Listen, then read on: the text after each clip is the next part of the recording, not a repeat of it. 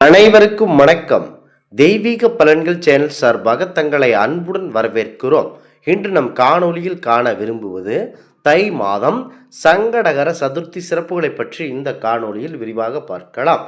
வாருங்கள் காணொளிக்கு செல்லலாம். மறக்காமல் ஒரு சப்ஸ்கிரைப் செய்யவும்.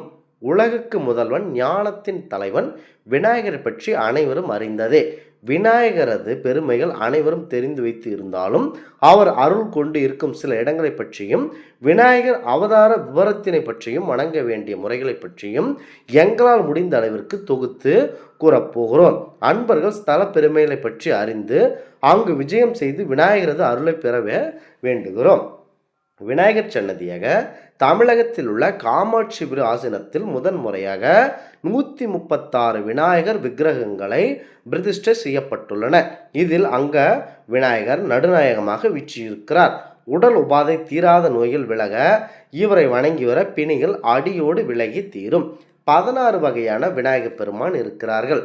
ஜோசட கணபதி 16 வகையான கணபதிகளையே ஜோசட கணபதி என சொல்வார்கள். இந்த 16 வகையான கணபதிகளையும் ராமேஸ்வரத்தில் உள்ள ஸ்ரீ சங்கட மடத்தில் எழுப்பப்பட்டுள்ளன. இதனை தூண் ஒன்றில் கண்டிப்பாக காணலாம். மேலும் சென்னை அடுத்த திருவான்மையூரில் ஸ்ரீ அருள்மிகு மருந்தீஸ்வரர் கோவில் வளாகத்திலும் ஸ்ரீ கணபதி சன்னதி மண்டபத்தின் மேல் வெளியே சிறு சிறு வண்ண மூர்த்திகளாக அமைந்திருப்பதையும் காணலாம்.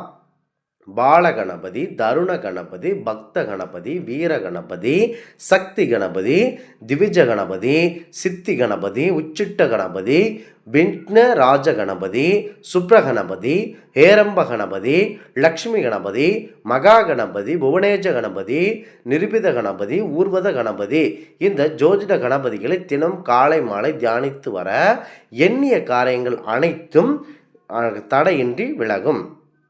பிரசித்தி பெற்ற சில விநாயகர் பெருமானின் கோயில்களை பற்றி நீங்கள் பார்க்கலாம். திருப்பெருந்துறை வேல்காத்த விநாயகர், திருவலஞ்சுழி வெள்ளிப்பிள்ளை விநாயகர், திருச்சிராப்பள்ளி உச்சிப்பிள்ளையார் கோவில், திருவளைங்குளம் வளம்புரி விநாயகர், கும்பகோணம் கருப்பாயிரம் கொண்ட உச்சிப்பிள்ளையார், திருநாரையூர் பொல்லாப்பிள்ளையார், சிதம்பரம் கற்பக பிள்ளையார், பிள்ளையார்பட்டி வளம்புரி விநாயகர், திருச்செந்தூர் தூண்டுகை விநாயகர், திருத்தணி ஆபத் சகாயச விநாயகர், மதுரையாம்பதி சித்தி கணபதி, திருவண்ணாமலை ஆணை நின்ற கொண்ட விநாயகர், திருக்கடவூர் கள்ளவாரண பிள்ளையார், திருவையாறு ஓலமிட்ட விநாயகர், பாண்டிச்சேரி மணகுல் விநாயகர், காஞ்சிபுரம் விகட சக்கர கணபதி, சேரன்மாதேவி மிளகு பிள்ளையார், பவானி வீணை ஏந்தும் பிள்ளையார். இந்த தலங்களில் வீற்றிருக்கும் கணபதிகளையும் வழங்கி நீங்கள் கண்டிப்பாக பலன் பெறலாம். அஷ்ட கணபதி ஆலயங்களாக கணபதி பக்தர்கள் கணபதியின் பூரண அருளை பெற விரும்பினால் மகாராஷ்டிரா மாநிலம் புனே நகரை சுற்றி அமைந்துள்ள அஷ்ட கணபதிகளையும் தரிசித்து கணபதியின் அருளை பெறலாம். மயூரேஸ்வரர் புனேவிலிருந்து 65 கிலோமீட்டர் தூரத்தில் மோர்கான் என்ற கிராமத்தில் மயூரேஸ்வரர் என்ற பெயரில் விநாயகர் அவதரித்து உள்ளார். ஆதிசங்கரர் பூஜித்த விநாயகர் இவர்.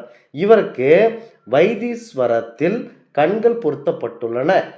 குங்குமத்தால் இவருக்கு இடைவிடாமல் அர்ச்சனை செய்யப்பட்டு வருவது மிக சிறப்பானதாக இருக்கிறது.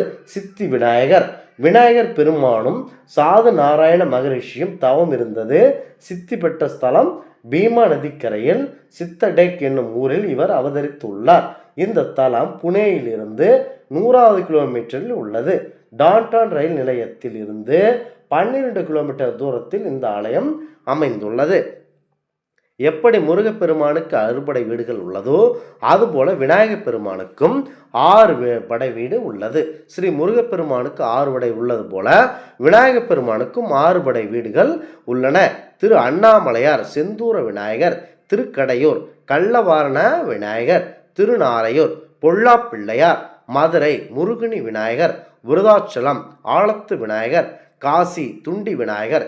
இந்த 6 படை வீட்டுக்கு விஜயம் செய்து விநாயகர் அருள் பெற்று உங்கள் நினைத்த காரியங்கள் அனைத்தையும் கூடி வரும். ஸ்ரீ சங்கடகர சதுர்த்தி பூஜை முறை. சங்கடகர சதுர்த்தி அன்று சங்கடகர விநாயகரை நீங்கள் கண்டிப்பாக வணங்க வேண்டும். செவ்வாய்க்கிழமைகளில் வரும் சதுர்த்தி நாளன்று இவ்வாறு பூஜை செய்ய சங்கடங்கள் நிச்சயம் விலகும். அதுபோலத்தான் இந்த தை மாதத்தில் வரும் இந்த சங்கடகர சதுர்த்தி நாளில் விநாயகப் பெருமானை அவல் பொரிகடலை இந்த மாதிரியான நெய்வேத்தியங்கள் படைத்து நீங்கள் விநாயகப் பெருமானுக்கு அபிஷேகம் செய்து அதிகாலையிலிருந்து வீட்டை சுத்தபத்தமாக குளித்து முடித்துவிட்டு அனைத்து கடவுளையும் வணங்குவதற்கு முன்பு முதற் கடவுளாக விளங்கும் முதன்மை கடவுளாக இருக்கக்கூடிய நம்முடைய பரம்பொருள் விநாயகப் பெருமானை நீங்கள் வழிபடுவதன் மூலம் அனைத்து சங்கடங்களும் தீர்க்கப்படும். இந்த சங்கடகர சதுர்த்தி நாளில் நீங்கள் ஏதேனும் தொழில் தொடக்க விருப்பம் இருந்தால் இந்த சங்கடகர சதுர்த்தி நாள் கட்டாயம் தொடங்கலாம். இந்த ஆன்மீக தகவல் உங்களுக்கு பிடித்து இருந்தால் தெய்வீக பலன்கள் சேனலை கண்டிப்பாக சப்ஸ்கிரைப் செய்து கொள்ளவும். மீண்டும் ஒரு நல்லதொரு காணொலியில் உங்களை சந்திக்கிறோம். நன்றி, வணக்கம்.